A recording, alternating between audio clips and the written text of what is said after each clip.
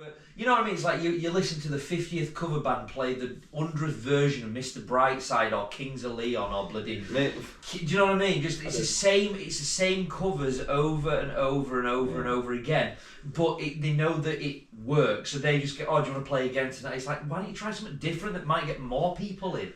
We were doing theme nights with DJing, right? And what we'd do is we'd do like say because I used to do every fortnight, right? So I'd do my usual funk and soul, and then I'd do something else. And you always found that my regular people that come to watch us would come to the funk and soul, and then the other one would be just full of piss heads. So we're always busy, and we're always good. Different but people. I enjoyed more so the one. People are there to pay attention, not just some background music. Yeah. You'd like you'd do your funk and soul, and people would be like, I'm into this up dancing, you know what I mean? And it were a vibe. And I mean, we had some great time. Doghouse, what best slot I've ever had. And it was very simple, right? It's Where was that? Doghouse? Bottom of Carlton Street in Cass. Oh, bottom, right, I know. So, with that, it were a quirky little small ale bar that probably had 30, 40 people in. Yeah. And if it had 30, 40 people in, it were busy. And it were good. So you could have like 30 people in Saturday night. That's the thing though, like, you'd rather have that many people that want to watch you than it be full and you're like, nobody, I could just put this on shuffle and nobody. You could have walked out on some weekends, dude. You were fucking busy on a Saturday where I weren't doing like I'd do alternates and sometimes like I'd do 2 week, and then I'd do 1 week. No, I'd do every 2 weeks. Yeah. So I'd do like 2 week off, you know, like that. So that's how I'd do it. I think every 2 weeks. Sorry, my brain's so tired. So tired. Every 2 weeks, yeah, that's my brain. But yeah, every 2 weeks I'd go and do it, and we'd do alternates, and we did a soundtrack night one time, like like movie soundtracks. Yeah. And it was weird because there were just people sat there like watching it like they were watching a film, and I was just like, I'm not right sure what to do. It's like this is fucking Batman house. You know what I mean? But you know, you can't sit with you. No, I've worn my Scooby-Doo suit once or twice, DJ, and that was fun. But yeah, I've never wore a cow suit. Well, you might say, who knows? But that's the thing, like finding work like that. Yeah. If you're just playing 80s pop music, you can get a job any day. Anywhere you want, yeah. Any day of week, but funk and soul is more for your ale bars, but ale bars are putting live bands on now that I can see of. Robin Hood do? Is that what their kind of thing is upstairs? Because me and Zoe have been.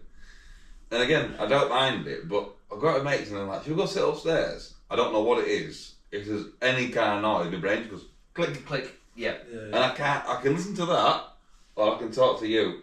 But I can't deal with talking to you while they're doing that. Yeah. My brain's going, this is like trying to play Scrabble in a circle pit. Like, this is the wrong time for the wrong event. Yeah. Trying to achieve someone who was on fire. You're all burning, fuck. You know, But like, again, yeah, cool. People dancing, loving it, but I'm going, I can't sit here and try and have a conversation, even in loud pubs. Yeah. I struggle like hell. That's why I like Iron Dram. Yeah. Because I don't mind being it proper, because usually they're watching them like, oh, did you see what he did on that bit? Oh, we're good. Yeah. And that's it. There we go. Job over. But I went to Iron Dram last night, and it's alright. It's busy, it's quite loud, but it's easy because they're out-shaped. Yeah. To be able to get tucked away in a corner and have a conversation still. Yeah. You can still hear tunes, like having a bit of background music. You can tuck your head in, can't you? But yeah, I was just like, I can't deal with the volume difference. Yeah. Not when like I'm actually trying to talk to you. He's like, "What did you do at work today?" Not very much. All right. Yeah, short and sweet conversation. Yeah. It's rubbish. It is. It's. There needs to be a dedicated room. Hey, how's that? A dedicated room. Where did those go? Instead of just being at a bar, like when you used to go into pubs and they used to have like dedicated function rooms. You never get it anymore. You only bars nowadays. Well, unless you go down to Nottingham, there's like 10 of them down there. Working men's clubs. Yeah, but they won't put a funk, jazz, soul, fusion DJ on. That's the problem. The one that John played at in Emsall. You go down Emsall Hill, you turn right, and then going out towards. It wasn't whichever. It wasn't Little One, was it? No. We're after Little where you turn right and go up towards Fields. Yeah, I know what you mean. Again, proper old school, like don't even have taps. We've got taps on bar, but everything's kind of out of the fridge. Yeah. Pour into a glass for you. Look away, look that way. It's all a lie. There's your pint. It's Anyway. just true. Walked in, they're like, there's 4 rooms, and the main bit, the foyer, one may call it, when you walk in, it's just like, it hasn't been touched since 1970. I think it's been mopped twice. It's still got paint on it over there. It's like, We walk in, there's like, room there, big notice board of what's happening, a room there, big room on that side, then a little room tucked round back there, and a room on that side. I'm thinking, who designed this? Yeah. It's just to say that everybody can be somewhere, but also nowhere. Yeah. It's funny, isn't it? I was reading something the other day about working men's clubs closing down. I'm like, no one's going to them. Like, well, no, because the main reason, I was speaking to Alex from Post Office last night as well, one about band service. I forgot who he said they had on, but he said that they were really good. They did similar kind of stuff to what we used to, but a lot more friendly stuff than what we used to do. I'm trying to say, we were always friendly. I always smiled when I was... I didn't buy many people. But like, I reckon I've caught more of your sweat than I have fucking colds this year. Can't help it, I'm a sweaty guy when... I love it, mate. I just stand up and shake it on me. Just get it. I'm a dirty man. It's terrible dirty. but like saying to him, you're just like, it's such a hard task to try and do something different. I was saying to Zoe, like, so would you do it again? I'm like, probably, but I'd run it like a business. I'd be like, we're doing this. That's it. Yeah. I'll deal with all the crap. Yeah. You all get a fee. That's it. But you're gonna play songs that I tell you. You put suggestions in, but I'll tell you what you're playing. I mean, you know, like when you look at like running a business and doing it like that, if you agree to it and you can all get along and do that, it works fine. It works fine. Do you know what I mean? People have got the places. Just trying to get people to stick in a bloody bands here. But not just that. Business dynamics are hard to keep up in general. Yeah, I'm going to say, in fairness, it's... Anyone who has a business, it's hard to keep it's like anything. If you are applying yourself to other people, you've got to be on board or it's fucking game over. Because it's not just you, it's the other ones that are relying on. Yeah. Well, it's like with shop, I know it's me fundamentally who runs it, but if it weren't for customers and other people who are a part of it, I'd be fucking jobless. Well, yeah, do you know what I mean? Yeah, so you've got to have the dynamic of your business is the people, but the people are your business as well. Exactly. It's also and the business is music. And that's it's like when we were doing it. It was we always said though, didn't we? It was like, how do you be different? How is it like? If you're in a dress as Mr. Blobby and just scream. That's different, isn't it? It's like no one. I'd fucking pay to see that, bro. Do you know what I mean? Give you 20 quid just to walk. Just watch someone dress up as Mr. Blobby and scream into a mic. But of course, man. But it's like you can go and watch. We've just been saying you can go watch 100 covers bands, and 98 of them. Close your eyes and you'd think it was the same band because it's the same song, it's the same sound, it's the same equipment, it's the same volume, it's the same style of singing, same attitude. It's the same attitude towards. They're just covers, so we're just going to do it. It's like I can just put a karaoke machine on. I genuinely believe this. Right, I've not been awful here, but 50% of covers bands, I will go watch, but I would have gone and watched them more than likely when I was pissed. My mates covers bands like our guys, and I enjoy that. Yeah, I go because I enjoy it. But I walk in pubs sometimes and I go, I'm going to leave because I'd have been pissed and had to watch some of this. Because it's just like, I'm not saying that people are terrible, it's just, there's certain dynamics in there. Well, there's no to it. Yeah. There's nothing, I don't stand there and think, he really likes playing this song. For the 8 I come and watch your, and I'm like, when you were playing, I come and watch it, and I thought it was fucking brilliant, you know what I mean? Cause we didn't announce when anybody else walked in. You're sorry? We didn't announce when anybody else walked in. I appreciate that. I always got a big round of applause when we did as well. I was going to say, whenever I used to say it was Sat Lanes in the house, like everybody used to cheer more. Believe it? Somebody in my sunny bag, who the fuck's that? It's me, mate, it's me. Yeah. But it's. I always had that theory as well, and it's not the song, so to speak. Yeah. It's like I can think of loads of songs by like the original song. I would never listen. I couldn't think of anything worse listening to it. But then a band that I like, or they change like the style of it, the genre of it, whatever. They do it in a different way, or whatever, and you can really like it. And it's just like, but it's the same song. It's just done by. It's like, so are you liking the song, or do you like the band? Yeah. And then is it what the band are writing, or is it just them as an entity that you actually like? Are you talking about a cover band here? Just anything like just like Led Zeppelin playing Taylor Swift. It's like I can't listen to Taylor Swift, but if Led Zeppelin did a cover of her, I'd listen to it. Yeah. But I mean, what is it? I think that's down to taste. Yeah, it's down to taste. But no, it's like what was it now? It's down to taste, isn't it? Sure. Brian from Gaslight, he did that. What is it? Is it Horrible Crows? I think it is that he does his side project thing. It's a bit more. I can't say I've heard it really. I think it is. I'm sure. Yeah, Horrible Crow. But he does a cover of. It's live at Troubadour. I'm not going into the James Taylor, Carole King live at Troubadour. Anyway, he does. He does a cover of Teenage Dream, and it's brilliant. But I can't stand it when Katy Perry sings it. Not that it's a bad song. It's just that I've heard it that many times, and I don't like. You're going to ridicule me for this, but I really like Katy Perry. I love her to bits. I just can't like. I don't like the person. I like her music. Have you seen any? I'm the opposite. I like her. I just can't do her music. Have you seen any videos of whatever this tour is that she's doing at the moment? No, I can't say. It looks like someone's been off their bonds when they come up with an idea for it. She's got like this long, backwards inverted bowl bob cut thing as an hairdo. She's dressed like she fell through a 1970s sci-fi film. Good on her. He just looks like, what the fuck's going off? Yeah. Remember what Sci-Fi Channel? You're like 3 in the morning when you've been on a bender all night. You sat at home, you've got him eating your pizza, and you're like, I put that on. I'm like, what the fuck's going on here? I've done that quite a few times in my life where, like, you know, when I was back in the drinking days, I'd just come home, I put something on telly, and I'm like, why am I fucking watching this? But I'm too pissed to do anything else, so I'm just going to watch it. And I fucking fell asleep at, like, sat there with a pizza, and you're like, oh, yeah, passed out and like watching bullshit on television. The good old days. The good old days. But yeah, like, it's weird what people do and how they adapt themselves to appeal to people. Yeah. Like if I were in a world famous rock band, let's say like if I got in a world famous rock band and went touring, you know, in that situation particularly, you know, not that that's ever going to happen, but if it did, I would not be I don't know, I won't have like fireworks and shit. I'd do what the guy from the Flaming Lips does and just get in a gigantic inflatable ball and run out the crowd. I'd just fucking not give a shit.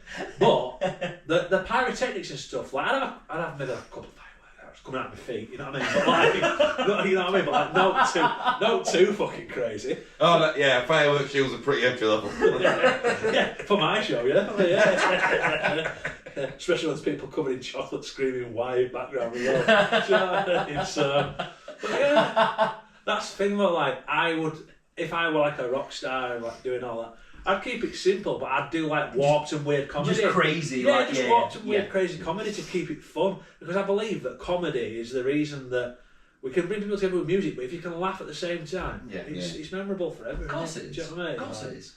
But yeah, then you see people doing these shows where they have all these cars coming down and spaceships, and you talk about Katy Perry, and you just think, that's a bit too much. It's a bit too much. Yeah, I think there's a balance between the show and the music.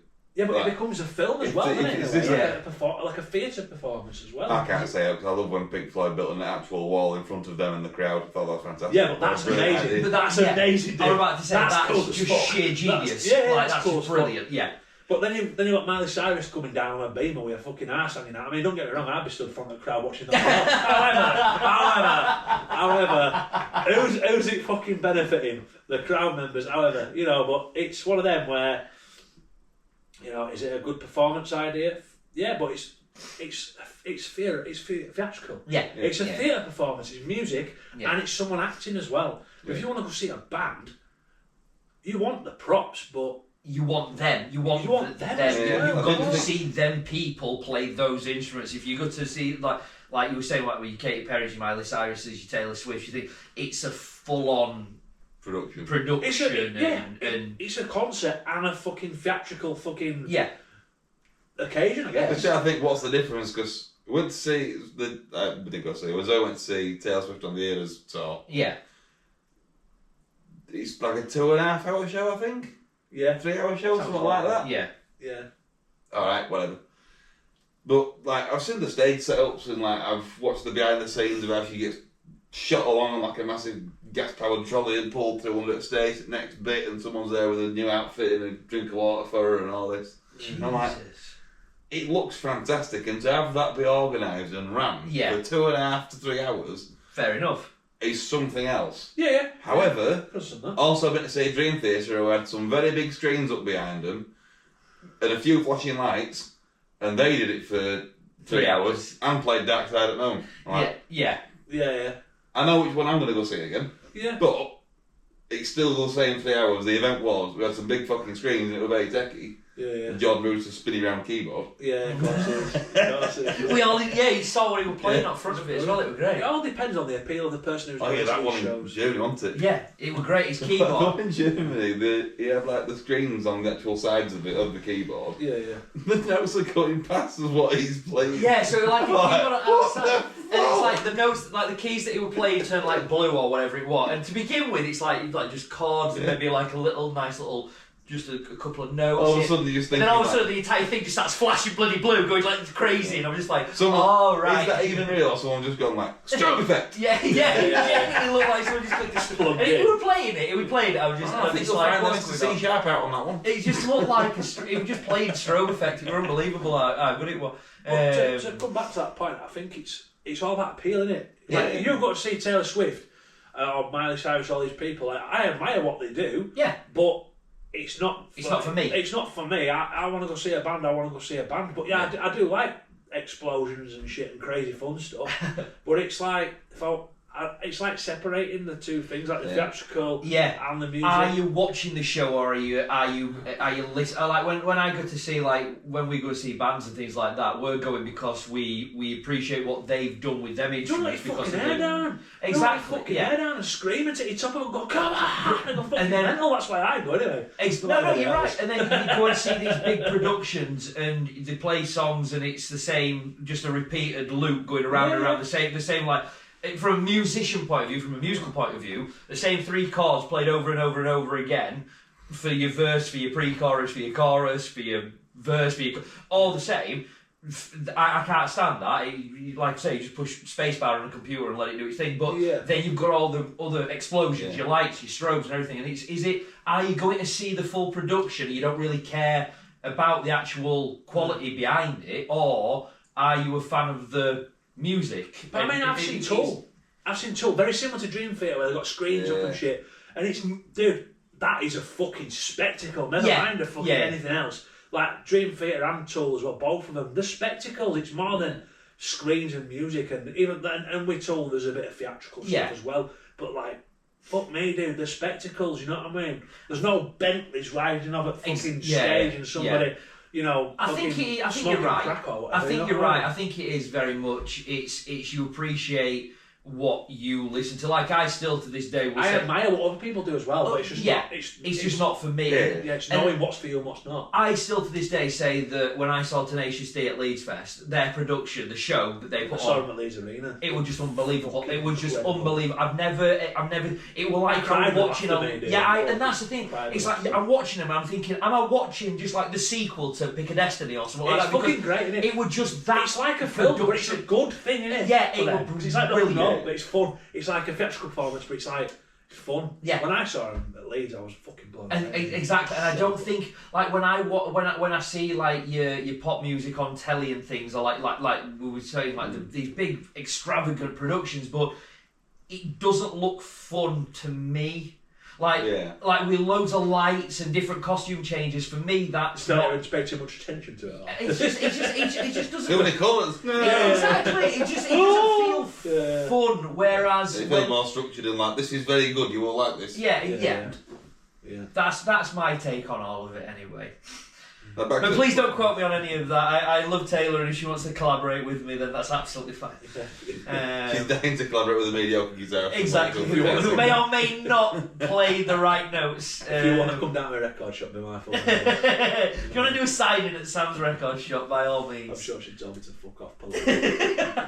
Hey, you're selling her records? I mean, you're doing her a favour. I mean, she's not bothered about me selling her records, is she? I won't mind being a quid behind her. I won't mind being fucking 10 quid behind her. But that's another thing. It's like, how does it get to that point? Like, how do you even fathom that? Intelligent business. It's got to be. Yeah. Sure. And you mentioned her parents. Her mum and dad were very clued up on what they were doing. And she bought all her own masters. She bought all her, from what I gather, she bought all her own music back. Or like the ones you were trying to, but then she re-recorded them all and re-released them. Alright, so did she not buy everything then? Did she just buy bits? I don't know the full story.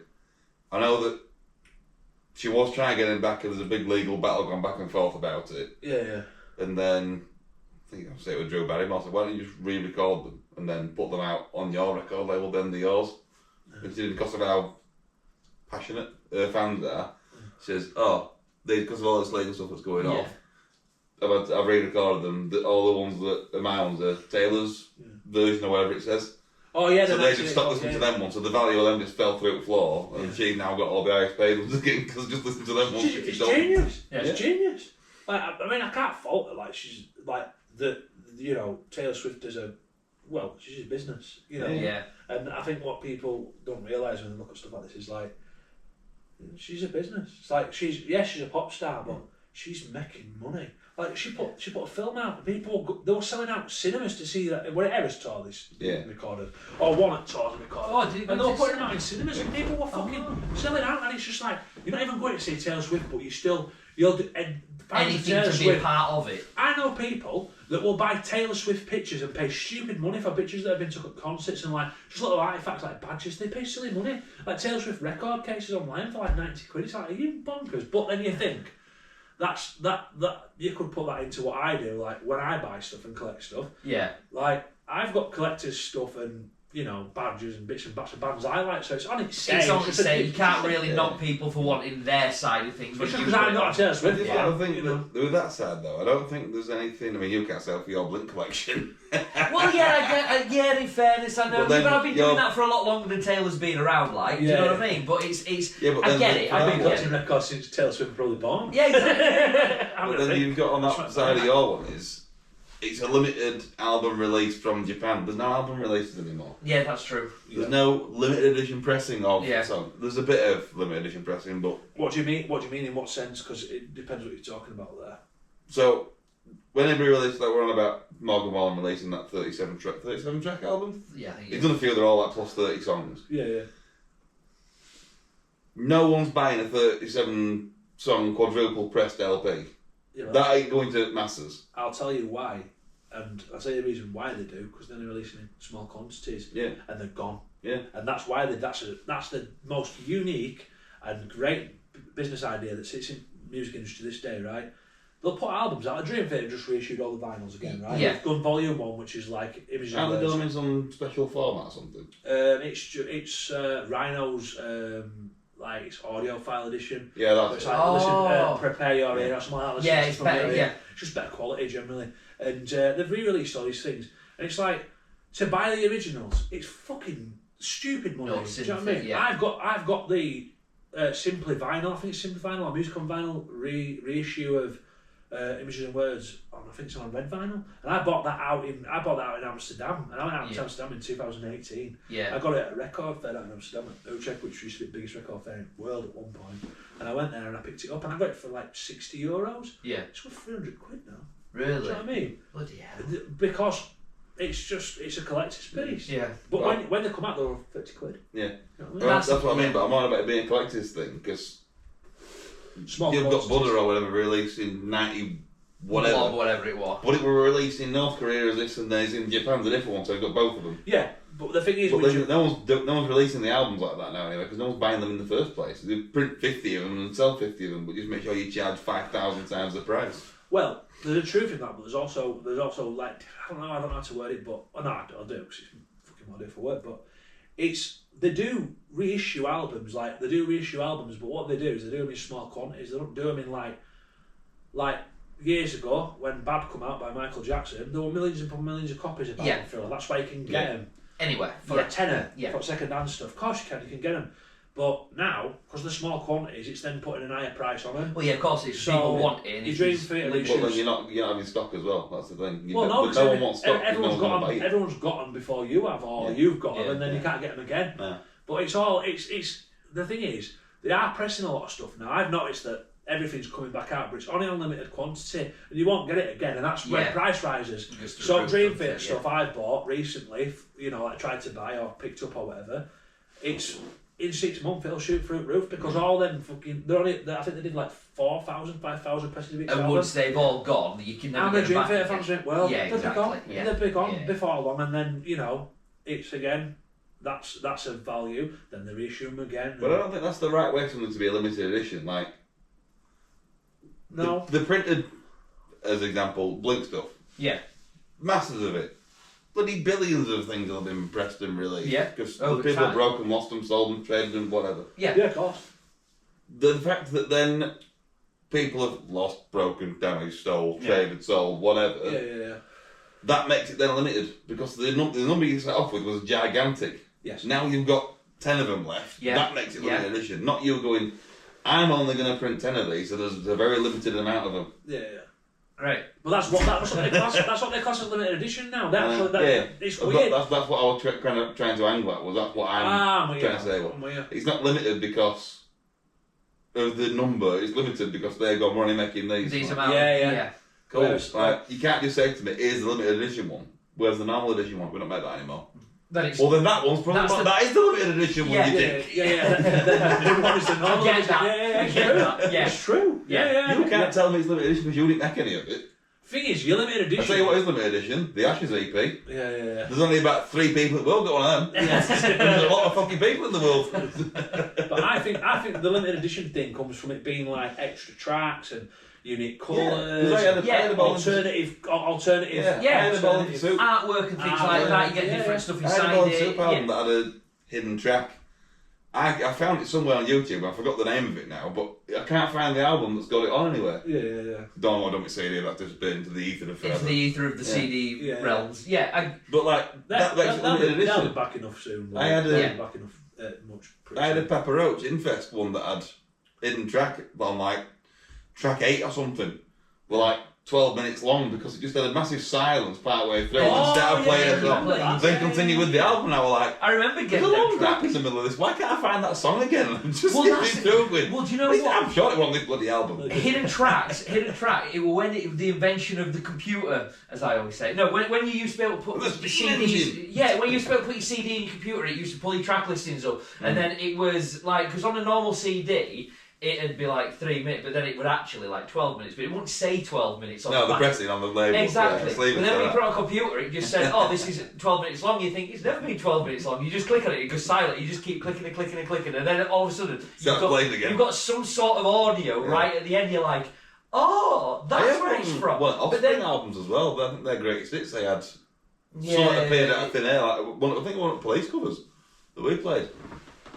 What? I think that just appeared out next to you, that was it. Something just like bang and starts with that and then finishes on like, what's that song called? It's not even here. And I do it. Yeah, and it was when I remember loading. I can't remember CD. You can't hide a song on Spotify. It tells you what the song exactly. is. That's what it is. Yeah, and that's the thing, isn't it? I think the music is. You don't own anything. Or you don't own anything, do you? When you're buying, when you're buy from Lightning Bolt Records. What's it? Yeah, but I was going to say you buy from Sam, and it's yours. A reputable retailer. No, but you're looking through like I was reading something. I'm a classic. I don't think it was music. What was it now? It was some sort. It's like to do with films and games and things like that. But like you look through like your terms and conditions, and it says, no, you've bought a license to play this, or you've got a license to listen to this, and at any time we can just take that license away from you. It's like, well, you're going to give me money back as well. Like, nope. Nope, we've got your money, now we're going to control what you... It's crazy, and people don't realise it. It's Bruce nuts. Willis that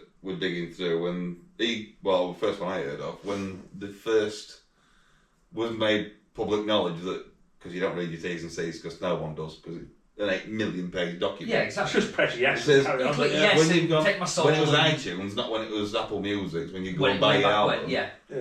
Oh yeah, I remember. It was never yours. You got your license. He sued him or something, didn't he? I think he tried to. But once they decide, get off our system. That's it.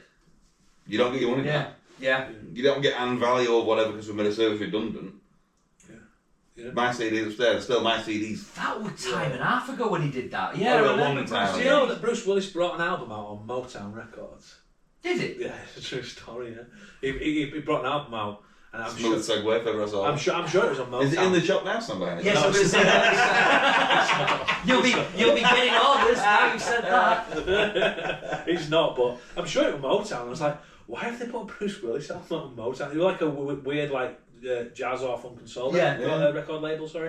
And I was just like, fair play, but yeah, he released an album. And I think, I don't know if it was round about the time of Die Hard or afterwards or whatever, but like, he's done music, Well, there's two that I can think of. It's Kiefer Sutherland, yeah, and Jensen Ackles that have released. Jensen Ackles has done Ackles, not Eccles. He shouts at you if you say Eccles. Well, he can find me and he can come shout at me. You'd love that. Do you guys like Matt Berry? Matt Berry? Yeah. As in Matt Berry from the IT Crowd, Matt Berry? Yeah, as in like What We Do in the Shadows. Yeah. Yeah. He does jazz albums, have you ever heard them? No. I can kind of see that. Well, Seth MacFarlane's released he's done Classic. It's like very Sinatra sort of. He's got his own big 50-piece orchestra thing, hasn't he? There's a few people now. Yeah, when you create Family Guy, you get fired off Fox 84 times in 1 year. Exactly. You get a bit of money. What's that silly bastard's name on fucking... what's his name from Chase? Him who broadcasts it? Chase. Bradley Walsh. You mean who hosts it? Like, Bradley Walsh. Yeah. He's got a jazz album. Chase, sorry, yeah. Chase, he's got a jazz album out as well. Yeah. It's dog shit. shit. It's dog shit. It's absolute dog shit. Why is it always jazz though? This is the thing. Why is it always jazz? This is why I want some. Because they want to appeal to a larger dynamic. And Johnny Depp's got his what is it? Hollywood Undead, not Hollywood Undead. Hollywood Vampires. Hollywood Vampires. Yeah, that was it. I like Johnny Depp. I like his music. Yeah. I think he's a great musician. That worked for me. Joe Perry, Alice Cooper, yeah, Johnny Depp, and then somebody else. Matt Sorum.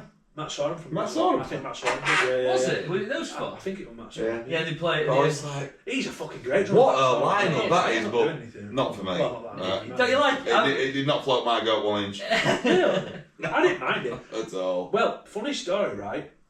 When I lived in Sheffield, I'd been to Walmart. We all crew that were over there that I used to obviously knock about when I was. It's coffee that lovely in there for you. Sorry? You coffee that lovely. Oh yeah, thank you very much, mate. I'm loving the drink, right? Thank you very much. But yeah, there was. What had happened is we'd been to Walmart. I was in Sheffield at the time, my ex-partner, and I think he were playing. What's his chops? Jeff Beck were playing, and we were due to go, but we'd had a bit of a wild weekend, and I were a bit of a party animal back then, before I quit on the old sauce, if you would. And we had tickets, I believe. We either had tickets or we were going to go, or as mates had got us tickets. And I went back and fell asleep and missed concert, and Johnny Depp came on stage with Jeff Beck and played at Sheffield City Hall, and I missed it, so I was asleep. And you were asleep? Yeah.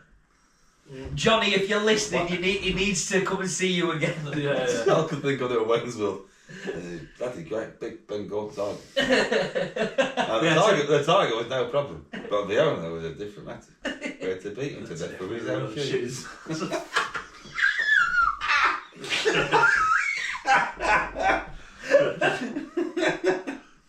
Someone said to me the other day, they were like, they said, saying, this is just Waynesville off. I says, you can divorce for that, you know. That's legal grounds for divorce instantly without being needed. Says, we're not married. I went, good on. It's just, we are not worthy. Stairway denied. No It's Stairway. just unbelievable. I can't believe that they didn't actually play Stairway on it. Yeah. On the copies and the TV ones. Because Led Zeppelin was like $800,000 No way. for 6 notes or something. Here's a funny story for you. So when you watch it, that's why it doesn't make any sense. I listened to Stairway a good few times after watching that, and I'm like, where's this bloody bit in this song? Because that's not any of the Stairways that I've heard. And is it because of that? Because they wanted like almost $1 million. Yeah, so they already wrote it, Jesus. shot it, and then went to get the licensing for it. Gone, this will work, it's fine, we'll sort it out later. And then Zeppelin were just like, yeah, it was some obscene amount of money for 6 notes or whatever it is. BBC had an immigrant song on an advert, and I went at university at the time, and I remember, I think it was an immigrant song, but anyway, long story cut short, I'd been to this like talk when I went to Northampton University, and there was a guy talking about like music and advertising, and I weren't well, because I'd been on a session the night before and ended up shitting myself and passing out in Bath. But, you know, as you do when you're a university student. What was the ideal place? You just wash it all off. Yeah, I did eventually. I think I got a shower. I was like, I can't do this anymore. But you know, when you've been on Source Night before and you've gone too far. And I turned up to this lecture with sunglasses on, as you do. You know, I got sat down and I listened to this guy talk, and he had said that, I think it was BBC that had used a sample that was like maybe 20 or maybe 25 seconds long of Led Zeppelin. They asked for like £500,000. They asked for a serious amount of money. But the thing is with Led Zeppelin is their PR and management and the label and whatever, and people who work for them, they track down a lot of things and like try and get the money for it. So like Iron Maiden's a big one as well. Yeah, Iron Maiden's a really big one. Yeah, that machine is something else. Yeah. But also, this is what else to think of when you see Iron Maiden sues, Led Zeppelin sues. It ain't them. It ain't Bruce googling. Who's my bloody songs? It's their team. It's the PR machine behind it all. It's some money. It's record labels off PRS. It's record labels off PRS. Yeah. If you look at like when I worked at a brewery with an undisclosed name, we had a cease and desist from Warner Brothers. Did you? I remember this. For a brewery in York that made... I still to this day think it was the greatest name you've ever called a beer. Ever. 1,500 hectare beer a week. Yeah. So, what's 100? 10,000 litres of beer a week? Yeah. Warner Brothers sent us a cease and desist. Like, that's why they have people that are paid this stupid amount of money, and they justify why they pay a stupid amount of money. Are you going to tell them what they were called? This is so many cases that we've done. That we've resolved for people trying to nick our intellectual property. The names of these beers to this day I hold a special place in my heart. Is it the... I don't know if I should... Is it the No. Which one is it? It was Hey You Giles. Right. From... Yeah. Oh, was it that one? Yeah. It wasn't the Mandalorian? That was the first one. Mandalorian hasn't been done. Oh, that was great. But that's Disney now, so I'm surprised that one on. The Mangolorian for a mango-flavoured Star Wars limited run beer was just... I get why they do it. Cause and Obi-Wan Cannoli. That was the other one, wasn't it? The cannoli one, Obi-Wan Cannoli. There's an amount of liberty you can take before then someone, you've then established precedent and gone, well now anybody can do it. So I think they cracked down right at the early stage of people doing it, so people with a bit more money decide actually they won't bother, because if they're after them, they're going to come after us, aren't they? So. Can't you just put everything through China, seeing as they don't have copyright laws over there, or trademark laws or anything? They've got them, they just don't believe in them. Exactly, so you can't copy China stuff, but they can do whatever the hell they want. Exactly, you brew all your stuff over there and then just come back again and you'll be fine. But it applies to bands and like anything to do with like references to movies, like but like again, to mention what's been previously mentioned, like if you're doing a video, say, and you've got Led Zeppelin playing in the background, they'll catch it. Yeah. Same with Maiden. You just that's why I took TV down, because... Really? Well, now it's the other dark side of deep space. AI does it.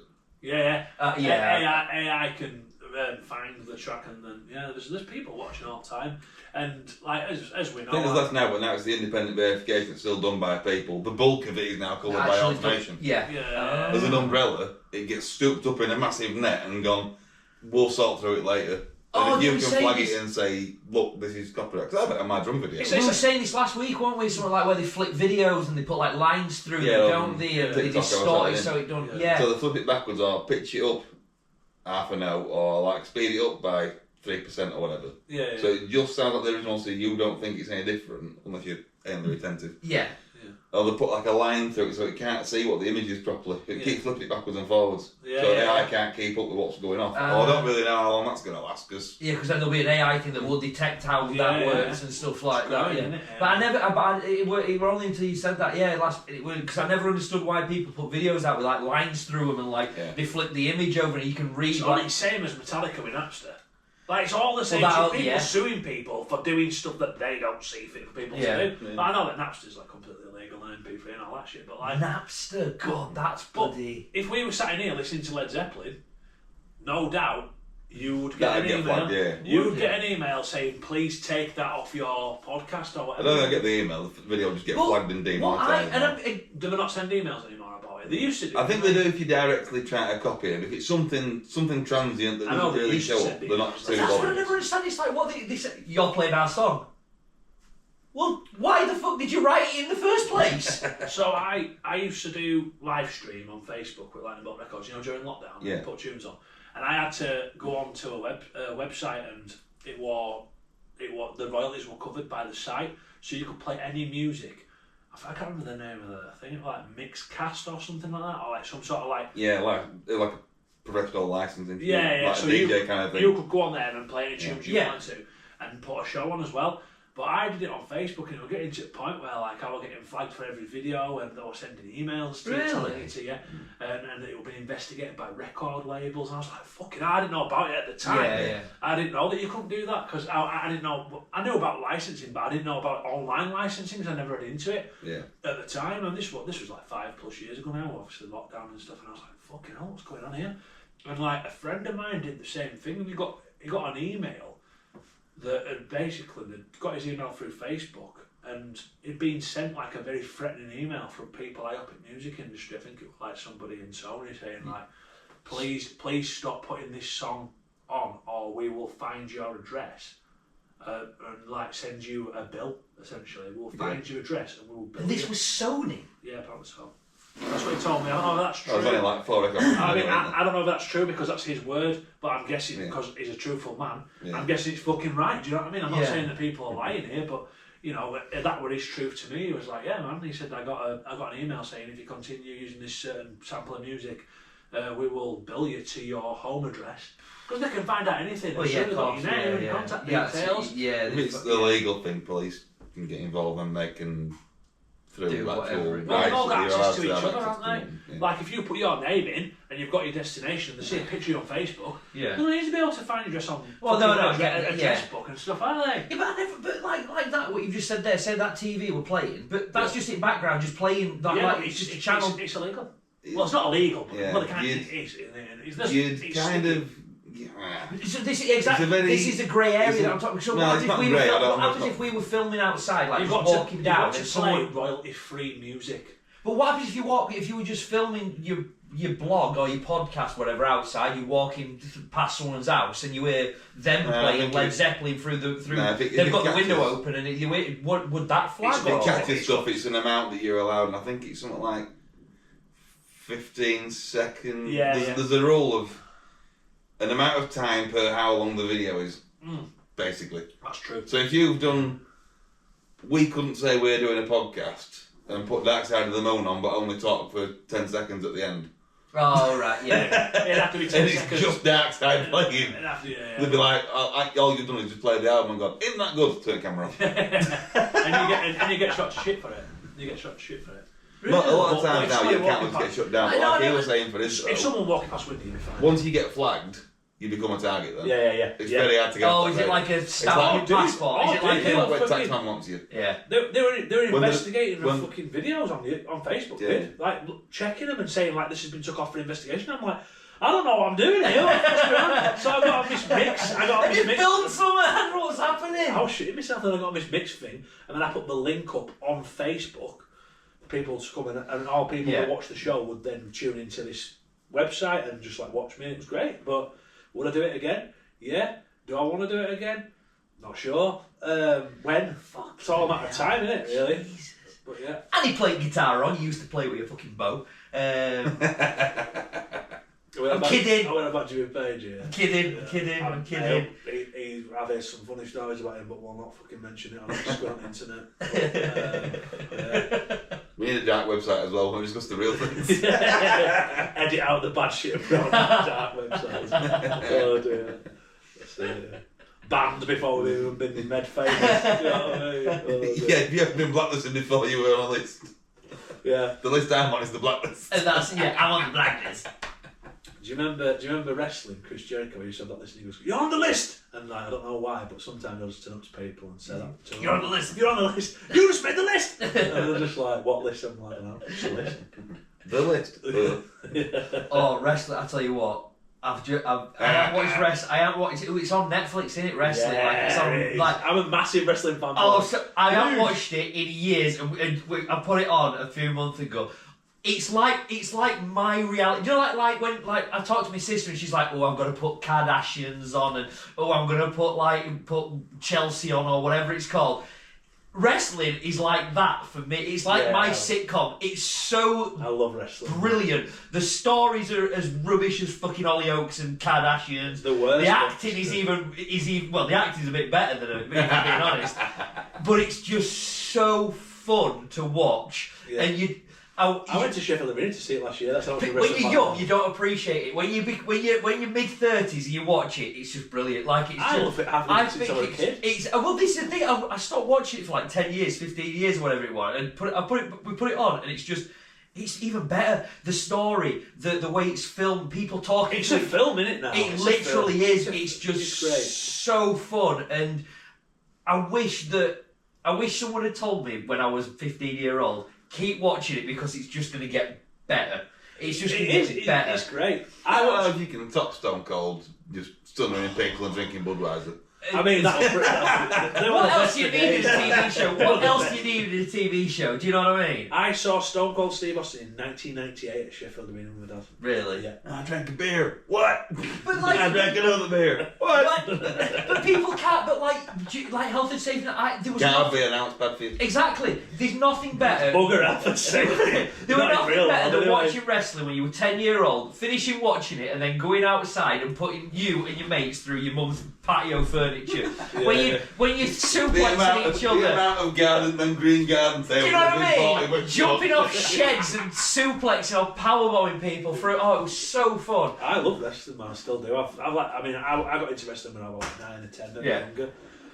Not even younger. And I've loved it since I was a kid. It's great. I watched WWE, I watched AEW, and I watched a little bit of TNA, but I like to catch up. But you know, like it all depends on your audience and where you are. Like if I'm at our lasses, it's not exactly something that she really wants to sit and watch, or like you know. Well, then don't watch it. But yeah, but I'm gonna. But in my own time, I'll just nerd and lay in bed or lay downstairs and watch telly and watch wrestling. It's great. And I tell you what, though, you appreciate it when you're older. You appreciate like the athleticism and like what they have to. I tell you something now. He's fallen through a table and he's 46. When you realise how, like, when you realise how forever if someone put me through a table now. Well, that's the thing, like, jumping off top rope, which is 6 foot high anyway, and they're 6 foot. It's crazy how like good. And the female wrestling is incredible, and it's not just because they're women and they're attractive, it's because they're actually very talented at what they do. I was about to say the women's wrestling, I think they're more athletic than some blokes. Oh, yeah, God, yeah. And like picking each other up, and it's like they weigh as much as this bottle, but they're picking two of them up at the same time, and I'm so happy that I got back into it. Like, I'm just so happy that Netflix put it on. And the problem is, it's all when you put it live, it's like 1 o'clock, 2 o'clock in the morning because of time difference, like. Yeah, so. It's great, but I do like the women's wrestling division for the simple reason that it's actually more intimidating and fun than the men's division at times. I'm just like, you know, and you know, as much as we don't like to admit it, women rule the fucking world, man. They do. They do rule the world. They do. They let us think we do, but no. I mean, they don't even let us think we do. Do you know what I mean? You know, but women do rule the world. You know, like it's just they fucking do. Like, and they're awesome and they're beautiful, and that's why they're important, and they're strong and powerful and what and all that shit. But wrestling's men, female wrestlers. Yes, fucking, let's watch that. I'm telling you, it's like because they're good. You don't watch it, do you? You need to put it on. I'd see clips of it. You need to watch all of it. I can't. There's too many wheeled events that I try and watch. Like Giro d'Italia today has just done 220k. I watched motorbikes fly around Silverstone all day. I've only seen like end of tour and a little bit of the highlights. I tell you what, I'd rather Superbikes is on here the next weekend. World Superbikes is running at the same time. But Giro's finished, other tour's going to start. There's too many wheels I need too much. Well, I'd rather watch that than Formula 1 today, I tell you. I told you we're going to be crazy. Oh, it's just, they need to give that Monaco up as a bad job. What I said to you before... That's what I said, they need to, I was watching this, we were about it before. Yeah. When I watched a video on about, it's a guy who does like, Nick Tech, like conversations with himself about different stuff. He's like, one of NASCAR ones, I think it's Daytona, I'm not sure. I like to bang the film charge. Yeah, it says, the qualifying is very simple. It's like, you've got to do 4 laps. It's like, your fastest one wins. No. You've got to string your fastest 4 consecutive laps together. Yeah. And then you get it. Yeah. How long does it last? 8 hours. It's a full day of people doing like 4 laps. It's just, everyone's out there at the same time. I'd be throwing up, mate. That sounds dizzy business to me. That sounds like dizzy business. That sounds like dizzy business. But that would be better at Monaco. That would be. I have. You've got to do 4 flying laps, and your average. I had a thought. So the problem with Monaco is one, it's 70 seconds long, and you've got 20 cars. Well, the problem with Monaco is it's too narrow. You can't overtake. Because I was a big Formula 1 fan, I never got on board with it. But Never. I didn't. I used to watch it. I used to watch it like when. Some Formula 1's alright, but the older ones. Before health and safety, had like the Halo system was great. That's The Halo system is probably the best thing that they've done. Yeah, 90s. That was V10, wasn't it? 90s good. What V turns out V2? No, what V? Oh, now you're asking. I'm gonna have to slyly Google it and pretend that I didn't. Really downside or one just on the side. I'm gonna have to slyly Google it down here and just pretend that I know the answer for the video. They were all like that sort of racing stuff. They had V12s and V10s, and then we need a young Jamie. And then they used to do then they did refueling, didn't they? Where the pit stops really didn't, like your tyre changes didn't mean much because you were waiting for petrol to go in or whatever it was. But the problem, I've always said, what Monaco, they need to make Monaco an exhibition race. And I was thinking, what like that, like you were saying, you string your laps together. So what you could do is, what's an exhibition race? Well, it's not part of the racing calendar, so you don't win points from it. So, do you know what I mean? Sort of like a friendly football match. Sort of like sort of some things. You're going to show off the game, rather. You show off because the problem with Monaco is you're doing a Formula 1 race, and you can't overtake. Okay. So it's they tried it today, like having mandatory pit stop, like 2 mandatory pit stops, and it didn't work. Last year, the top 10 where they qualified finished. In the exact, you didn't even need to watch race. Top 10 where they finished the day before they finished. So I was thinking, why not set a car off and then 15 seconds later another one goes and another one goes and another one goes, and you've got to get the quickest lap. Do 20 laps or whatever, and you've got to fly around as quickly as possible. You've got no DRS. You don't have to, and then you switch your tyres over and do another 20 laps, and you switch your tyres over again and do another 20 laps, and then you get an average of it all. Because then you're not bothered about overtaking, you're just bothered about going as fast as you possibly can. For one race only, for one round, you know what I mean, for one circuit only. And do it that way, then you're back into your normal calendar. Because it's just something needs to happen with that particular circuit. The MotoGP one, because the weather at Silverstone has been quite interesting today. It's been very cold and tyres not been heated properly, that's caused a few headaches. But that's the good thing about it, like with MotoGP and stuff. You can overtake and stuff like that. Yeah. But even now it's getting harder because all the aero, all the tech on the bike is... It's that advanced. Talking to someone about Formula 1 and it applies to MotoGP. Yeah. Way back when, the bike was a tweaked bike of what you could buy. Yeah. Now, the tech's so far advanced, like you're getting towards like the top 2-3% of what you can do in manufacturing. What you can actually engineer something to do. Yeah. You spend millions. And now you're trying to get an extra little percent out of it. Yeah. You'll spend millions. Versus right, when you go back, old Formula 1 stuff, a lot of tech, very technical, but you still had a lot more down to the driver. Yeah. And that's what made it interesting. Yeah. And now it's very... Yeah, I don't know, it's...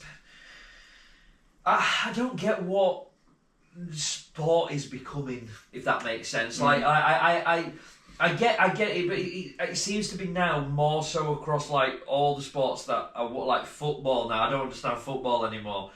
F1, I'm not really sure what F1's about. It's like it's very money driven, if that makes sense. Do you know what I mean? I think it's trying to make something a spectacle. Yeah, it's not letting it be the spectacle. Like, it's like they're trying too hard to make it the thing that it already is. Yeah, and I've never been ruining it. Too bothered about football. Like, I like watching it. I like watching people do amazing things, and I'm like, Jesus Christ, I can't kick the ball like that. Yeah. But then neither can Alfred plays in my team. Jesus. But then I've watched rugby, and rugby now has been shoved into a different category, and like they've changed rules and they've put different bits in.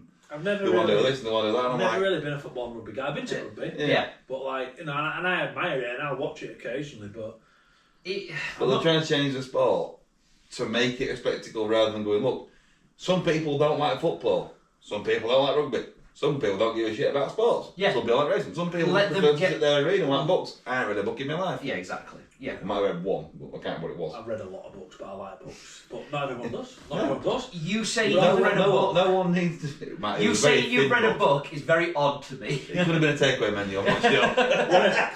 What a book about how to get away with violent crimes and not get caught. But like, I think it's that they're trying to make everything a spectacle, but like, bands like I was on about earlier is trying to make everything this the biggest, bestest thing it can be. It's not meant to be. It's because everybody's been desensitised by everything now. But like a lot of bands. Yeah, so you can witness. You're trying to wow people, aren't they? You've got that. Not every band needs to play stadiums.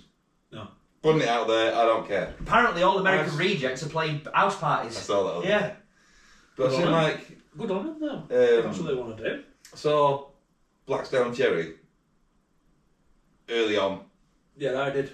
And then I saw them when they came back to clubs on their own, in academies and stuff. Yeah. Then I went back to arena and I'm like, nothing really works at arenas. Different band altogether. Yeah, It doesn't. I don't think it really works at a club. It's fantastic. I You've saw got four them guys all on stage being absolutely Nuts. mental, playing some brilliant rock and roll. Like, Arena this is right down my very, alley. yeah. Like, go see Motorhead. I would never have told you to go see Motorhead at an arena. I'd have never seen Motorhead at an arena. Well, you did, because they played academies. They played academies, that's all they did. Yeah. Well, they did play arenas more than likely, but I never saw arenas. I saw them at Academy. Every time I saw Motorhead, we're at Leeds Academy or at fucking Download. Yeah, Do you know what I mean? exactly. Yeah. Or at Manchester, Or at again, Manchester. but whatever, Academy. Yeah. It would was always always a smaller venue. Was about 3,500 on the top outset. Yeah. For the biggest ones. But yeah, I saw them there. And I think that's... Not every band needs to go and play arenas. Yeah. Everyone wants to stand on stage in front of X amount of thousands of people and be streamed at and going, you're fantastic, cheers. However, though, Metallica still hold the record, don't they, for playing to the biggest Moscow. crowd? Yeah. We're in Moscow. Yeah. On That Airfield. one that Pantera played as well, wasn't it? Yeah. Pantera Something like over 1 million people. Yeah, there were something. over 1 million people. Oh, did want it to do when Russians got some freedom or something Yeah, like that? something. Well, Soviet. They had helicopters flying over, didn't they? Yeah, You see army some employed. fucking violence that went off there. Jesus Christ. And people trying to get to the front of the crowd and dance and fucking bobbies were like ooh, banging them with fucking trunch. And I mean, the Banging people them. with blood down the face and stuff. Oh, yeah, it was bad. But you Who know, played at that? The Pantera? AC/DC. AC/DC played as well. I think Scorpions were there. Metallica were there. Yeah. It It was only a one day thing, wasn't it?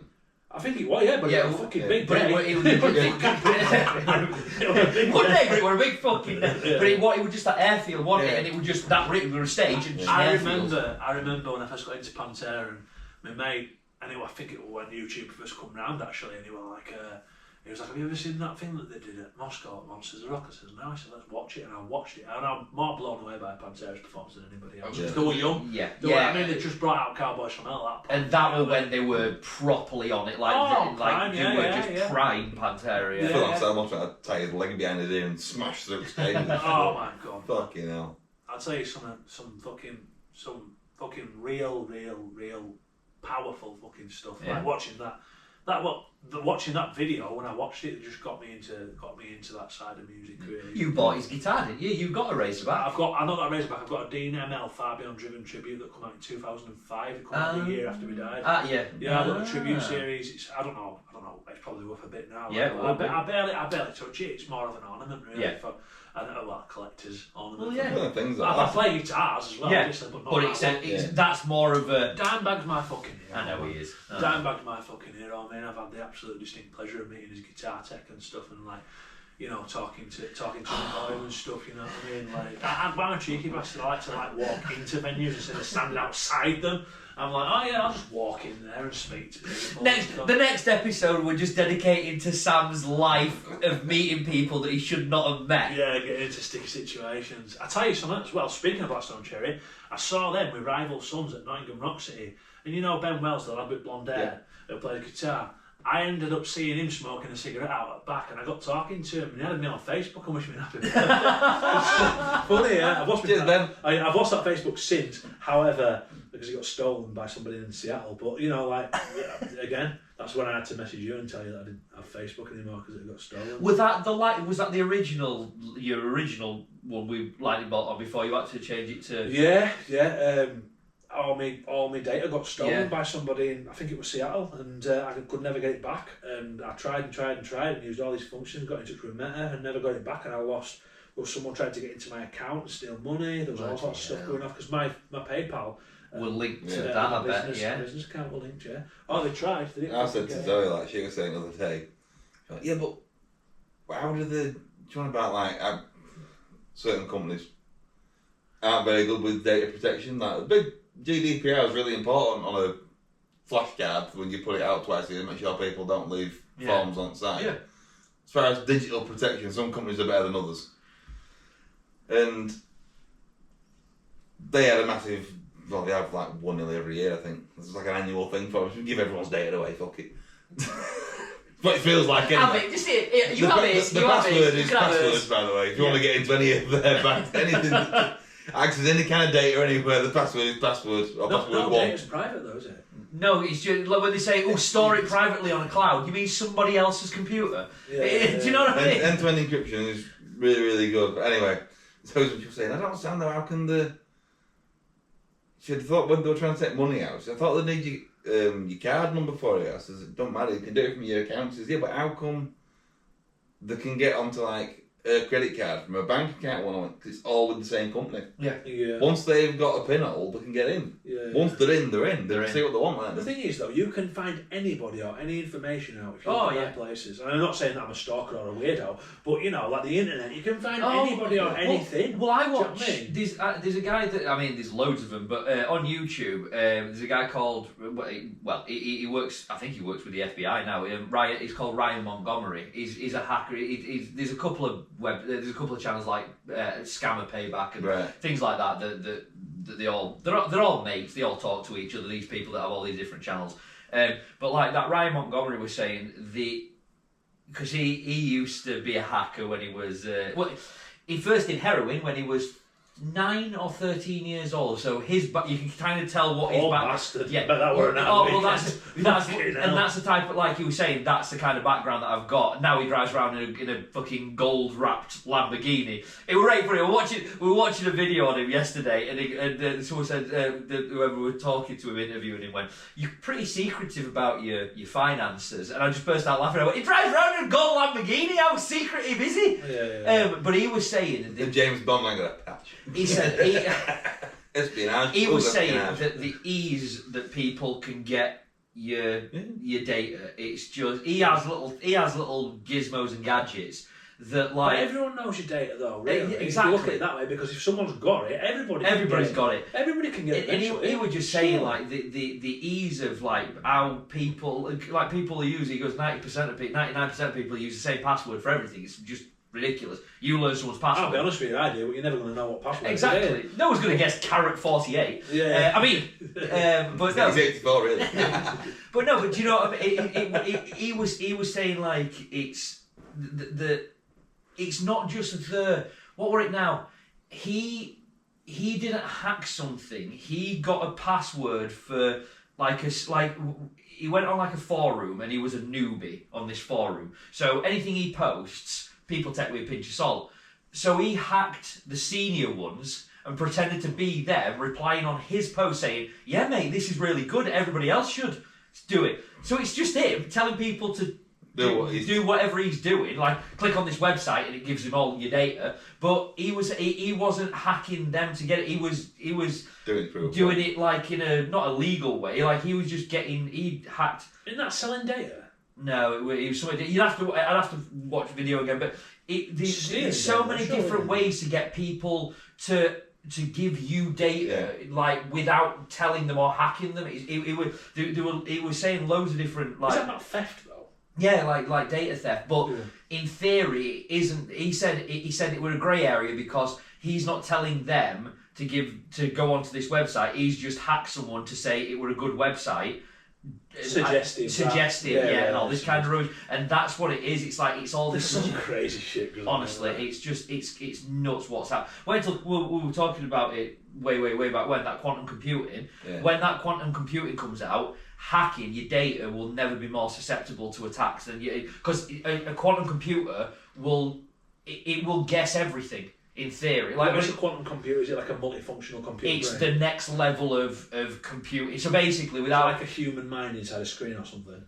More than that. So more than that. Yeah, more than that. So say like for example, it knows your username, but it doesn't know your password. Well, it will know your password because it will know every password and every permutation instantly. Is it AI this as well? It's developed on AI, and it's. I think China are doing something on the moon. People have been saying China are mining the moon, and what the mine. China are mining the moon. China are mining the moon.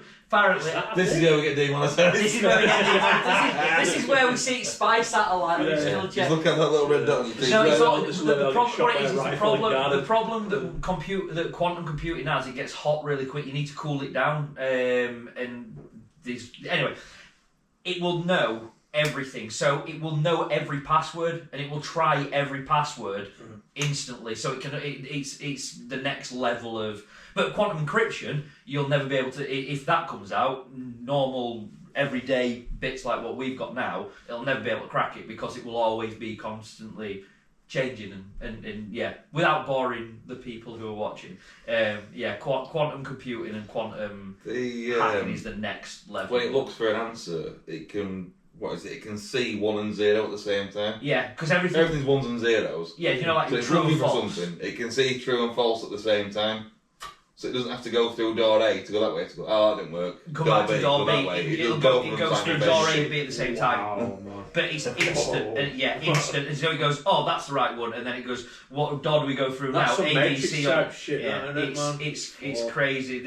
It will Google Willow or Google Willow. Or Microsoft Willow, one of them anyway. I think Microsoft's had their big breakthrough recently. Yeah, it's nuts where things are going, but also at the same time quite scary because you don't know what's next what's coming. Do you know what I mean? But if people start coming off internet, like this is a theory I've got for you. If people start like coming off the internet, coming away from computers, what do they do exactly? You know, they can't really get hold of you, can they? Or can they? Well, they can through yourself, through your cell phone. I'm not American, you know what I mean? Cell phone. Yeah, but if you got rid of that and you went, it's like if you got rid of your computers and your phones, yeah. Would they be able to get your data as easy? Well, they could contact your bank. So you're fucked either way, aren't you? Yeah. A lot of the thing with it is now though is like you can't. Not saying that having your data around is a bad thing. Because people need to know shit about you, don't they? When you try and go to, so if I didn't have trying to go to the bank, I want to go check my account. So you've got to have the card for your bank account. Yeah. To go to the cash machine, to type it in, to find out what you've got in your account. But to get your account, you've got to go into the bank, prove who you are, got to get letters, get your PIN code sent to your house. If you get your PIN code, you go back into the bank, they post you one out, you can't get any money. Yeah. The length of how hard it would. It's like we were saying about having like cans of pop, there was no need for you to ever have to walk about with 500ml bottle of water, as if you were going to die if it wasn't there with you at all times. We survived a lot of years before that where it wasn't a thing. Yeah. There's no need for it to have ever been the immediacy. It's been sold to you. Yeah. You've got a bottle of water, take it with you. Yeah. That's where I'm going to have water. Yeah, it's true. Is there water shortage in Feb from going from Ponty? What's happened? Yeah, stop. No more water. But there ain't. If you actually want to get the way the bloody will be. Well. We'll get demonetised. I'm going to say I get demonetised if I say anything about it. But it's crazy. It is a crazy world. There's loads of stuff that I just don't. There's loads of stuff that I don't understand. Like that's human though. Surely because we're not built to understand everything. Oh no, we're built to learn and grow and develop as knowledge. Exactly, and I think this is why there's so many. We as a human, we were never designed to take in this amount of information at any one time. That thing here, that phone here, if it's connected to the internet, in theory, if you knew where to go on it and things like that and what you do, you've got access to everything.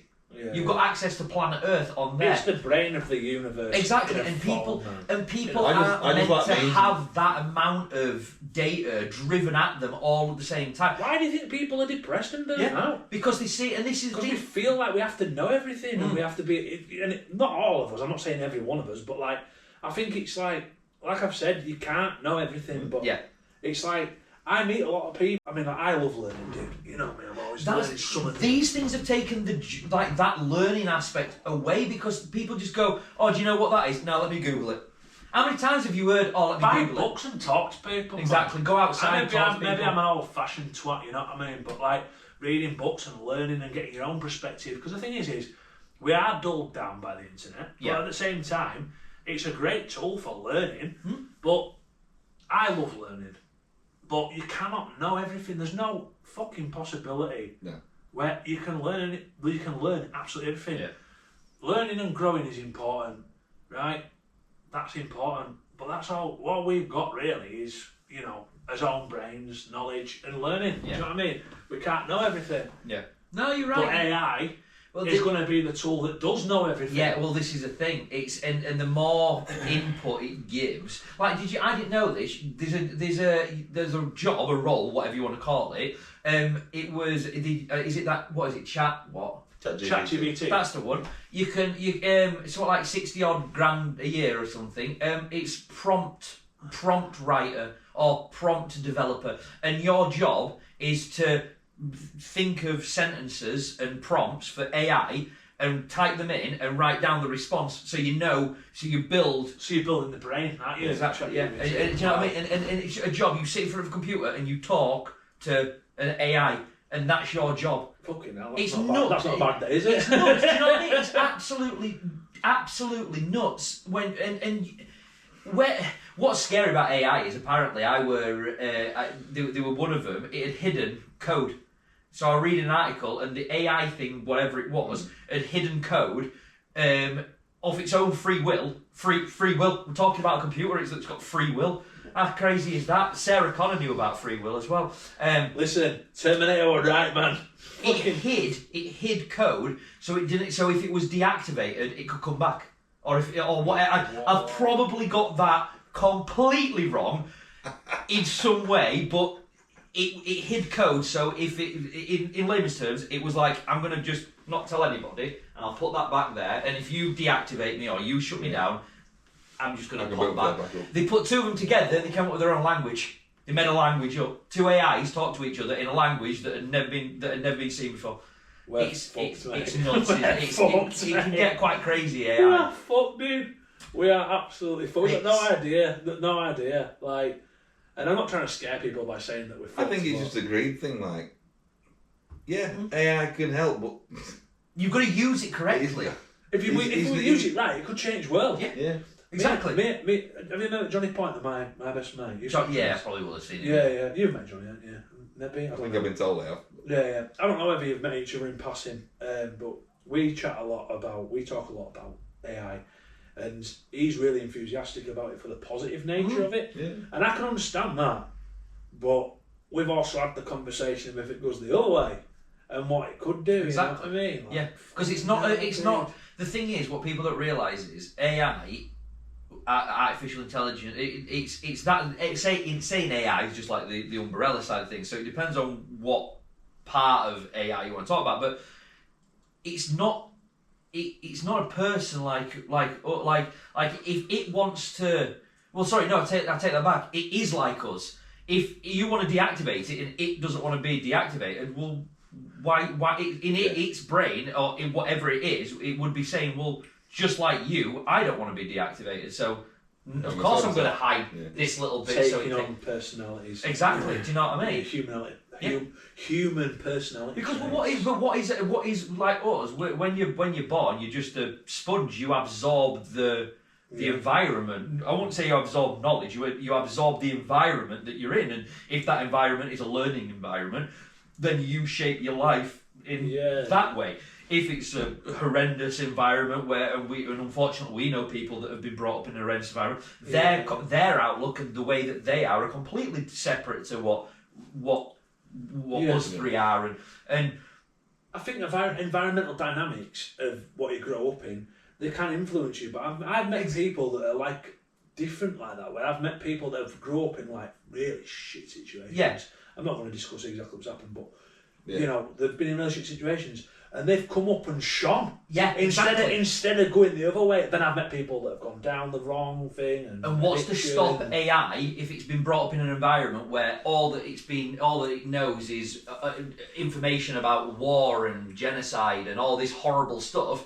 Well, then in theory, wouldn't it be that? Like that's the world that it knows, and if it's self-learning, scary, do you know what I mean? If it's self-learning, it's like, I'm not saying like people. We know that there are people in the world that have really horrendous thoughts and ideas about things. So where does that come from? Do you know what I mean? There's a lot of people. Exactly, and then you think, well, where have those horrendous thoughts and ideas come from for them to think like that? It must have been they must have environmental. Do you know what I mean? It must have come from somewhere, and it's like, well, sometimes it can it can just be as simple as influence as well. Exactly. Like, I've seen it like as a teenager where I've growing up, and I watched my mates hanging out with certain people, and I saw them go down the wrong path, and it was just literally influence from one person who they put on such a pedestal and felt like they had to be like them, that they become them, and it will fucking, you know what I mean? Exactly. But they also other thing with AI is when people say that AI knows everything. Well, that's like saying you're going to mix all the colours of the palette together.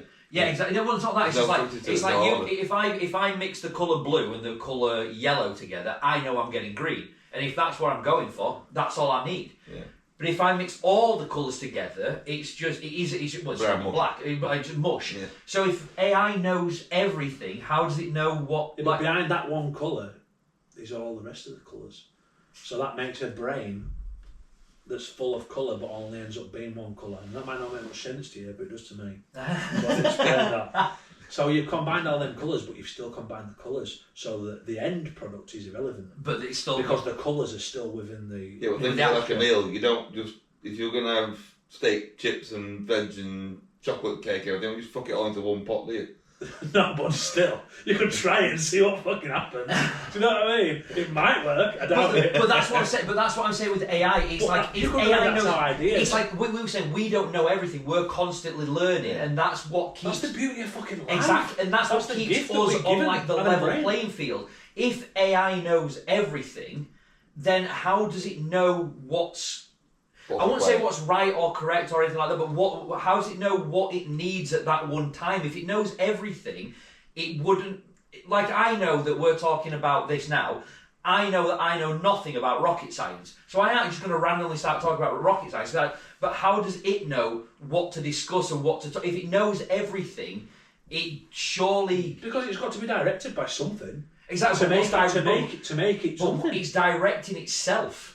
So if it's got everything, if it's got access to everything, it'll not confuse itself. But do you know what I mean? It's like it. Yeah, but it could be that supremely intelligent dude that it just does have an answer for everything. Yeah, but if someone, what I'm saying is, say like if someone's answer to this is different to someone else's answer to it. So how does it know what's the right answer? You're about difference of opinion here, aren't you? Yeah. Well, that's difference of belief. Yeah, difference of belief and opinion. I read something as well. I don't believe in believing anymore because believing. It's a guy that I follow. Something good. No. I've sort of given up. I can't wait for this. No. I've given up. Bring it on, baby. We've got as far as the word believe, and he's just falling apart. No. It's like saying to someone, "Oh, do you believe in this?" It's sort of I just want to know if that, like, I know that there is real because I can see it, I can touch it, So I don't need to believe that that's real because it's real. And I've given up on believing what I believe. It either is or it isn't, if that makes sense. I know what I mean in my own head, but I will come back next time. Yeah, I don't believe in this sentence, I know it doesn't make sense. But believing is a strength. Oh yeah, I get that. I believe that I'm going to wake up in a year and shit's going to be better than it is today. And I hold on to that belief and we'll see if it happens. And if it doesn't, then I believed it and it didn't work and fuck it, let's carry on and see what happens next time. But believing is conveying in a series of ideas that you want. That's belief. In some ways. Not in all ways, but like it's... I believe if you believe in anything. If you like, I believe. We've really started going down. Well, it's all right, no. I haven't finished yet, then. I've taken the red pill, I've taken the blue pill, I've taken the green pill, I've taken all the fucking pills. Someone says to me, where do you... Rabbit hole, I'm riding that fucking rabbit. Yeah. Belief is a... That came out wrong, never mind. Belief is an idea as well. And it's a construct of trying to build a premise for the future, is belief. If you believe that you're going to, be a motorbike racer in a year, you put the effort in and you can make it happen. Law of attraction as well, we'll not get into that, that's a long conversation. That is a very long conversation. I can't believe that's like a special, we'll do special episodes of the law of attraction, and like thoughts and positivity. And the book on the law of attraction. It's unbelievable, isn't it? Life. Yeah. I bought that book and a friend of mine was talking to me in private and he said, you need to get this book, Sam. It's called, it's called that one, and I picked it up and It changed my life. Yeah. Probably the reason why I'm doing what I'm doing now. Is because I read it and I was like, if you want something, the fact of what do they call it when you think about something and you make it happen, or you manifest it. Yeah. So the belief of this certain book is that if you believe and manifest that, it becomes. I don't always believe that. I believe that if you make shit happen and believe in it to the point where it's your core of who you are, but you make it happen. It don't just turn up. You bring it to the table through your own strengths and actually acting upon and doing. Yeah, you know. If you book them, they will come. Yeah, exactly. If you put the work in, it'll fucking happen. Yeah. If you just sit there and go, I ain't going to be an astronaut next week, it's not going to fucking happen, is it? Alpha for Katy Perry. I did give it to It's not real. It's all a lie. Nothing's real. What is real? It's just an idea. I got up this morning and I think it's real. I think it's real. It looked real. I just carried on. You know, as I do. It looked real and I just carried on. Sometimes you've got to, haven't you? Yeah, the belief, it is a complex thing. Like, if you want to look into religion and stuff like that, like, you know, it gets very heavy. But then there's people that actually look into the, I don't know how to word it, what would you call it? People look into like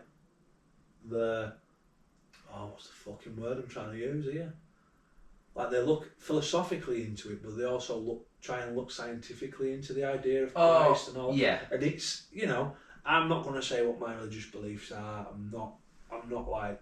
We'll get demonetised. Yeah, I'm not going to start spraying what I think, you know, about. That's my new word, monetise today. But I believe. Well, that's the word we have to do. I believe that everyone should have freedom of choice to what they want to believe. But if you're hurting somebody with your beliefs, be intelligent and be kind and don't. I'm not saying this is about. I'm not talking about Christianity. I'm just saying belief in general. Yeah. I'm not talking about, you know, God. I'm not talking about any of that. What I'm talking about is your beliefs are your beliefs. Just be kind to people. And I respect people that are religious. I've got nothing against people that are religious. You know, that's up to them. As long as they're kind about it, and as long as, you know, like. I think that's generally for everything, isn't it? Like, if you just like. It's moral, isn't it? Of course it is. It's the big thing, and as much as people don't like to touch upon Christianity, and I'm not saying, you know, people who know me personally know what my beliefs are, and I won't be putting them on this podcast because I don't believe that that's important. Yeah. However, the thing of Christianity is just be kind and be good. Yeah. Just love thy neighbour. That's the simple message of it. Yeah. It's whether you believe the rest of it that's up to you. Yeah. Do you know what I mean? And I will not say whether I do or I don't because, you know, people closest to me know how I see things. You know, I'm a spiritual man, but I'm not, you know, going to say how or for what reason. But belief is believing that there is something to give to something to grace your life with better joy. You know, like if you look at Christianity, you're basically giving your life to God to receive the life lessons and destiny that you want, really. Or not necessarily that you want, but the path of the righteous man, you know, which is what Christianity is supposed to be, you know. And I've read a lot about religion over the years, I really have, and I find it very interesting. That's the word I use. Like, I'm not religious. I am religious. I never have been, and I probably never will be, unless. Actually, I'm going to say something really awful. Then I'm not going to actually. But no, I've never been a religious person. But I've got enough in there to understand why people are, and I've always said. I've got friends that are Christian. I've got friends that are Christian and Muslim, and I love them to pieces. And you know, I've always said to them, "Your beliefs are your beliefs." And I'm not saying that they're not my beliefs. As I say, I won't broadcast what my religious beliefs are, but it's admiring the fact that they believe in something that gives them a pure joy in their life that is beyond anything that can give them apart from that. You know, like, you know, it's admirable, and I understand, and everyone can believe what they want and do what they want. Just be kind. Yeah. Just be kind and. As a person. That's the thing, isn't it? Be good. Be excellent to each other. That's it, exactly.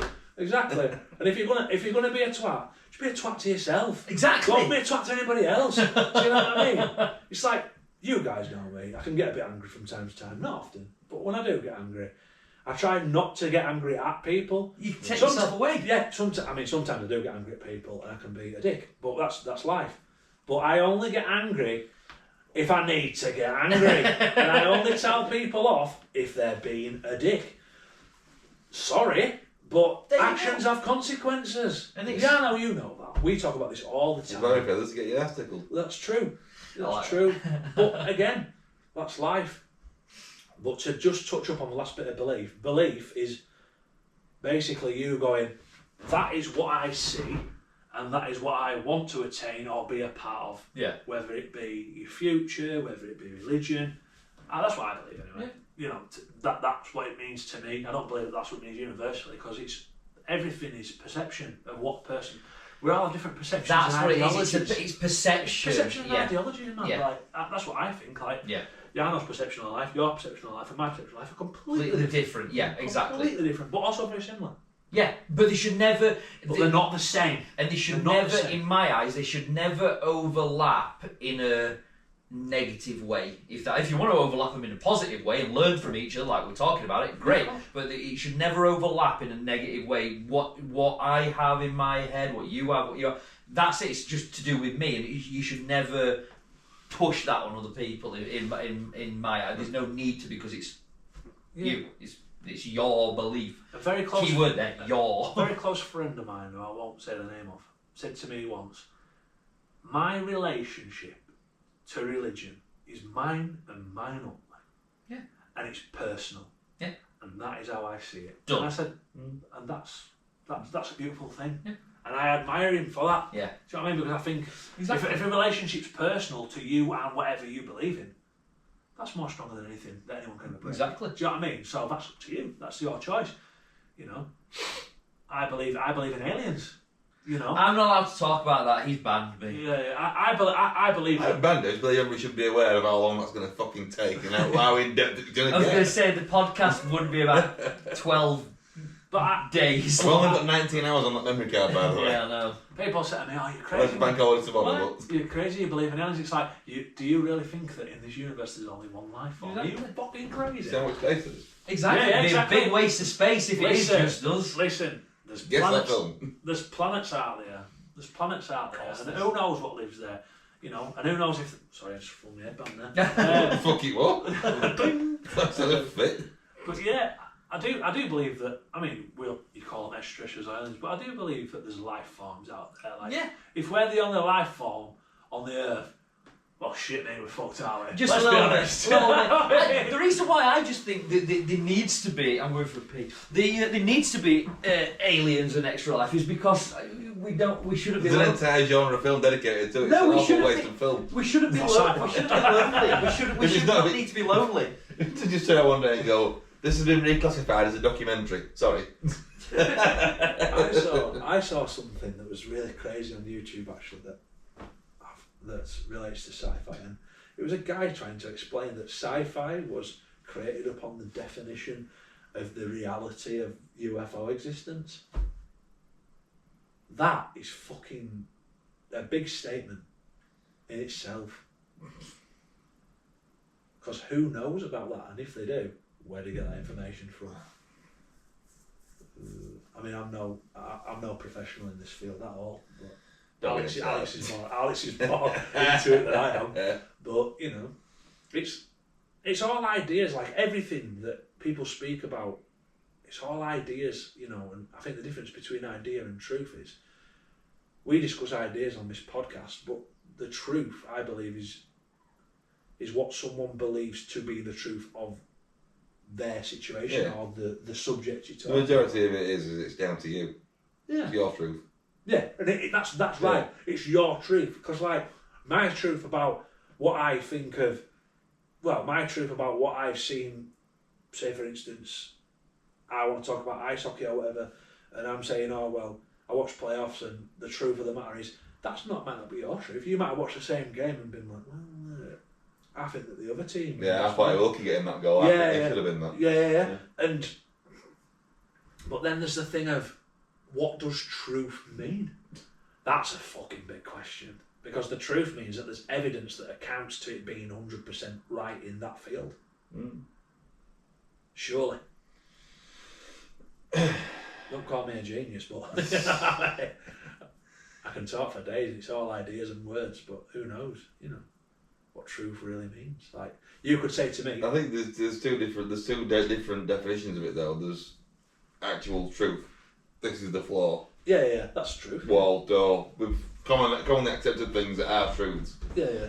But my truth might be, you should always get 8 hours of sleep, and that should not be. Sleeps for the week. You should never break that. Whereas you might go, love to get I think that you should get 10. He goes, well, I think you should get 6. I'd be lucky to get. But I'd be lucky to get 7 hours kip, 6 hours for that. You crack on 4 hours sleep and run a company, and I get 8 and don't do anything. What's the difference? Like, who's right, who's wrong? Yeah. It's one person who's one. Perception. There's no right and wrong. It's just an idea or a truth, or whatever you want to look at it as. But if you look at it as science, lack of sleep, like, I very, very heavily sleep deprived. As people who know me know that I suffer incredibly bad with my sleep. I have done for many years.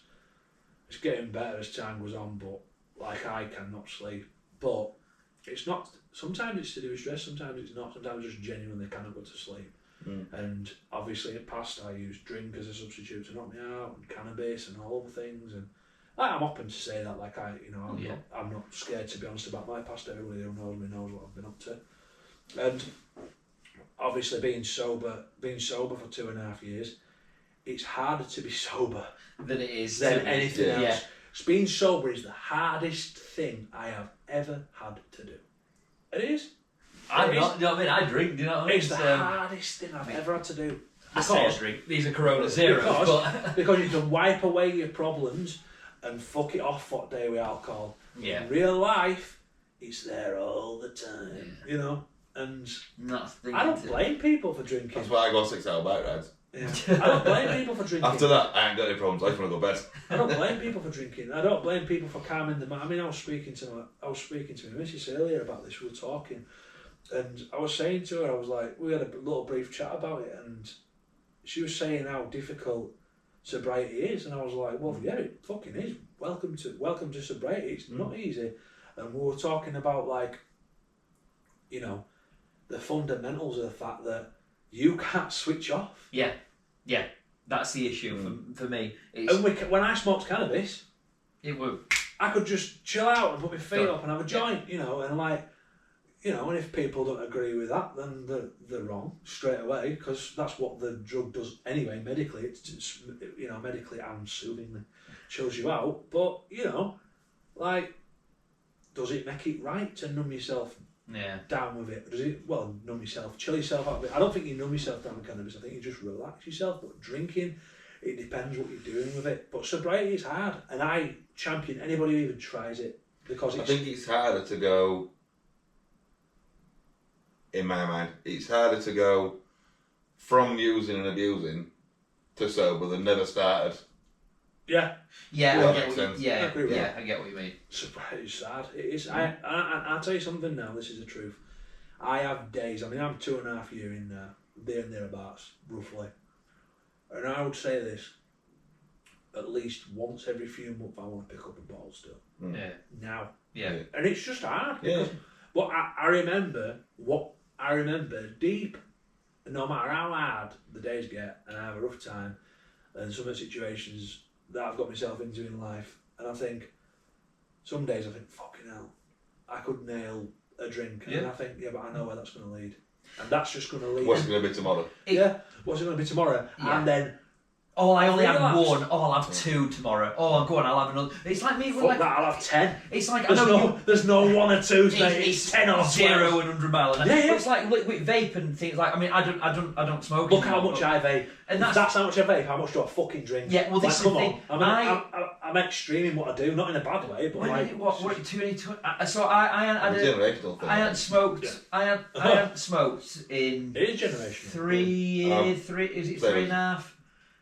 2020, call it about 4 years, whatever it is. I had a cig, and I don't like smoking cigarettes because these are fucking even worse. I had any vape. There's been no tobacco, no nicotine, no anything from either a bloody paper, either an analog or a digital. Right? Yeah, like that. Do you know what I mean? Either analog or digital. None of it. However, right now I'm thinking, I could just have a cig.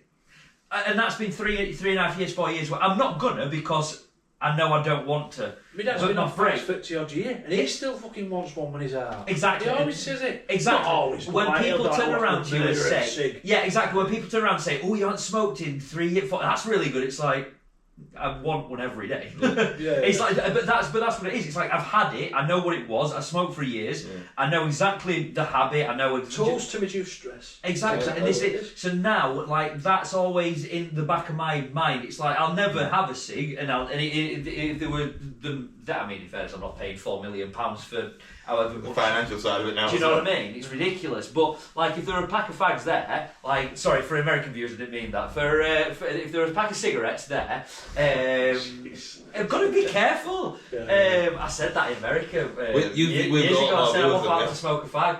And they looked at me like genuinely that age-old joke where they said we're out to smoke a fag, and they all look at you thinking you're going to commit murder. I'm like, sorry, I'm English. Like, I'm going out for a cigarette. It's our lingo. It's our lingo. It's from over here. They're not going to kill Gay Boy. And if there were a pack, honestly, destined for trouble, you Alex. Destined for trouble.